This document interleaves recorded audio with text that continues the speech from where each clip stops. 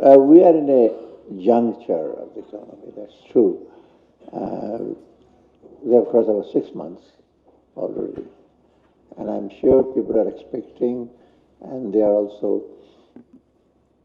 we are trying to do something, not all things which I've been doing, the background or the underlying stories are shared with you all, that I agree. So there may be some kind of a misunderstanding, some kind of a doubts as to our intention, as to the objective. But I can assure you, especially to the businessman, we are we have a good intention. We do not have agenda, any type of agenda, personal or otherwise. So now you see already the chair has already mentioned. I had a privilege to meet the almost all the big businessmen in USA. Mr. Kashyap presided over that one. I met about more than 70 or 80 people in their chamber building in USA, Washington, D.C. I got very good feedback, suggestions from them. Then I also met the Atlantic Council where I had to be grilled by questions by some of the journalists. Uh, so things have not changed, things, the challenge are still there. But to recap, that Bangladesh has definitely done fairly well. We say so many things that Bangladesh is nothing, Bangladesh has not done anything. No, that's definitely, two milestones are already there. Then we are going to developing countries and middle income countries. But the challenges remain. First of all, the challenge that the growth or the development which we embarked upon seems to be rooted in instability. That is not very stable. That's what we have been now experiencing. That slight jitter in the economy in any sector is creating big ripples. Not ripples only, I think waves also. So that is one of the most important challenges.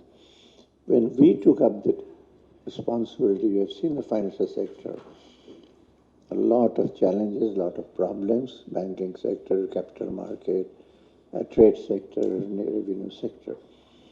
We have taken responsibility to at least bring some kind of stability. I wouldn't say the full stability, a kind of stability to it. And things are not that bad, as it seems. The foreign reserve went down. I must give credit to the Bangladesh Bank. There are huge outstanding bills to be paid by the bankers. And we repaid that one.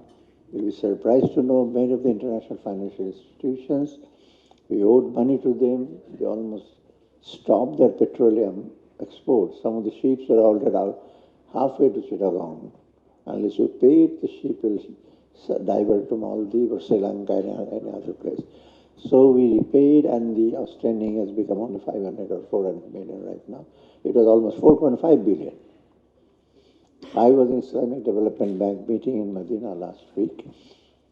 We owed about $150 million for their LNG. We paid them back.